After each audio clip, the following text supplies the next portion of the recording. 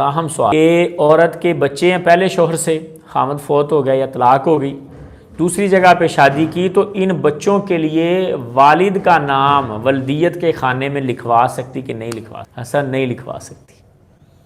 دو اس میں چیزیں ذہن میں رکھیں۔ پہلے نمبر پر قرآن مجید میں اللہ رب العزت نے جب لے پالک بچے کے مسئلے کو بیان کیا کہ جس بچے کو آپ لے کے پالتے ہیں، تو واضح فرما دیا کہ صرف باپوں کی طرف نسبت کرو، کسی اور کی طرف نسبت نہیں۔ اگر باپ کا نہیں پتا پھر بھی فرمایا اخوکم فی الدین، وہ تمہارے دینی بھائی ہیں، پھر باپ کا کھانا خالی چھوڑ دو۔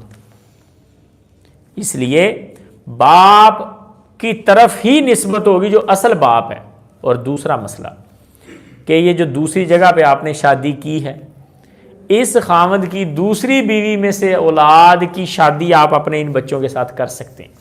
یہ جو آپ کا دوسرا خامد ہے، اس کی دوسری بیوی میں سے اولاد، اس کی شادی آپ کے ان بچوں کے ساتھ ہو سکتی ہے۔ اگر آپ باپ کے خانے میں لکھ دیا پھر تو آپ نے یہ ساری تبدیلی کر دی، مسئلہ ہی بدل دیا۔ اور تیسرا مسئلہ وراثت کا مسئلہ،